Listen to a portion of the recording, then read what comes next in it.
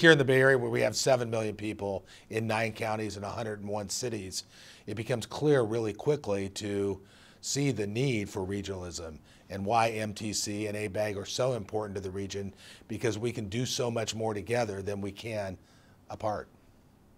Well, I think when you look at congestion and you look at climate change issues, for example, and housing, they don't know any boundaries, local boundaries. They are regional issues. So the greater good that's created by all of us getting together, creating this regionalism, will help those people that elected those local officials. I'm on the Metropolitan Transportation Commission. I'm an alternate on the ABAG board, though. One of the things that I'm most happy about ABAG and MTC is how well they've done together over the last 3 or 4 years. It wasn't always that way, but I think from a staff level and from the elected officials level, the synergies that are happening right now between ABAG and MTC are incredible and a benefit to the entire Bay Area. Be specific. Talk about some of the big issues that are best handled because the two agencies are working together. Our regional housing needs, that's one great example. If we had to do this city by city or county by county with the state, the process just would never work. Solving congestion problems, our transit systems throughout the Bay Area. What we're trying to do is we're trying to get connectivity. And Fast Track, and now Clipper is what we call it, is a better example, I think, of regionalism. So the people can get on one form of transportation, BART for example, and then get on AC Transit and use the same card to pay for the fare seamlessly. Why should somebody care about Napa down in Santa Clara? Well, we have not only priority areas of development, but we have priority areas of conservation as well. And this enables somebody from Santa Clara County or any other county in the 9 Bay Area counties to come up and enjoy areas that have been preserved. And this preservation is not just for people in Napa County, it's for the entire Bay Area. A few years back, I was the chairman of the Metropolitan Transportation Commission, and we were having a really difficult time with the Doyle Drive. Doyle Drive is something over in San Francisco that's been very, very dangerous for years. We've needed to get it fixed, and we just couldn't come up with a solution locally. Any way you cut it, it was not going to happen. So it took regional interest. We got Marin County and San Francisco and the rest of the region. Here you say, why would somebody from Santa Clara, or why somebody from Napa care about what's going on at Doyle Drive? Well, we all drive in that area, and public safety was paramount. And that was something where we all got together and got a resolution, and that project, over $1 billion, is being built today. Another, I think, great example of regionalism, how it works in transportation, and an accomplishment that we've had was the Prop 1B bonds. When that passed, we had to come together and really decide what's the most important. And it couldn't be parochial. We couldn't say, Santa Clara couldn't say all our projects are the most important, or Alameda or San Francisco. And to all their credits, they all got together, we all got together as a 9 Bay Area region, and put what we felt were the most important projects for the region forward, and we did about as well as anybody in the state of California. Talk a little bit about this evolution of MTC and ABAG working ever more closely together. Certainly land use and transportation are inextricably linked, and I think that since ABAG and MTC have been working more closely together, I've seen the benefits in Napa County. I know other commissioners have talked about in their counties the benefits, because it's really important that when you have regional bodies that they're working together, because if we're not working together and have different mandates, it gets really confusing to all the local elected officials and the people back in whatever county that they live in.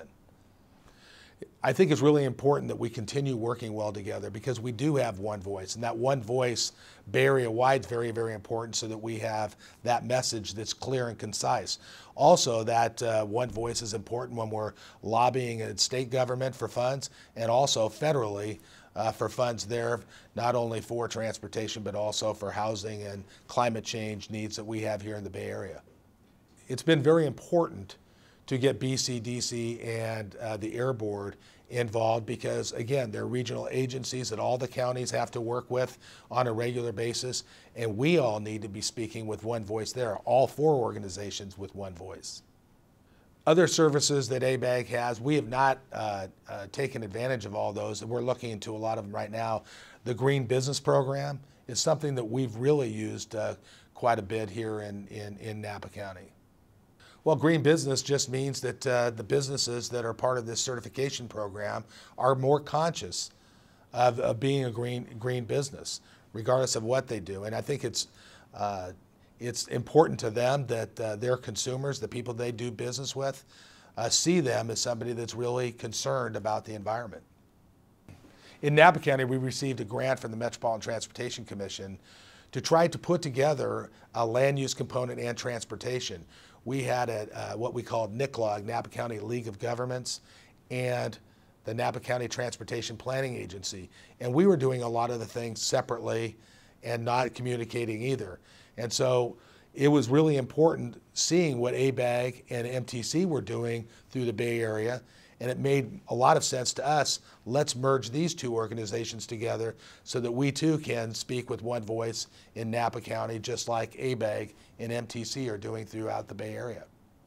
Yeah, I think the leadership of both organizations, obviously, over the last 40 and 50 years respectively, has just been phenomenal. That leadership has gotten these two organizations where they are right now, and I think we're, as a region, forever indebted to the leaders that our respective boards have hired to run these organizations. But most importantly today, this leadership and the great leadership we have is really very, very important that they continue that working together. And I'm seeing that they're working together very, very well, and that's because they understand the importance of speaking with one voice. I think more and more people are seeing the importance of regionalism, even on a lower level. I think there's fears about, taking over local land use controls, but once people start peeling away that onion and understanding that's really not what it's all about, it's planning. It's making sure that we're doing the right thing so that what happens here doesn't adversely affect somebody over here in bigger scale items, transportation, land use, and these climate change issues. I think they're very important. I think people are getting more comfortable with regionalism, not less comfortable. The Bay is very, very important to all of us. It's not only about recreation. It's about a healthy ecosystem, and I think that's one of the things that's been a common bond between all of us around the region, making sure that we do the best to improve the ecosystem. Obviously, over the years, a lot of the developments that occurred in the Bay Area weren't the best. But as time has gone on, we've been able to bring back lots of tidal wetlands, for example. I know in Napa County, we've created about 900 acres of tidal wetlands, as they have with the other salt marshes and everything, as they've taken Cargill salt ponds off the commercial grid, if you will.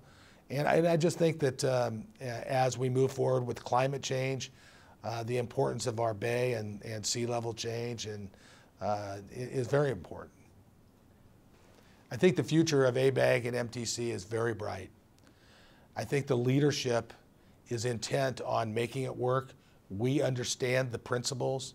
We understand the benefits.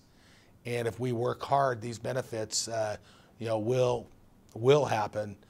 But we need to make sure that we're inclusive. I mean, we're 30 people or so at ABAG on the board, and we're 16 or so at MTC.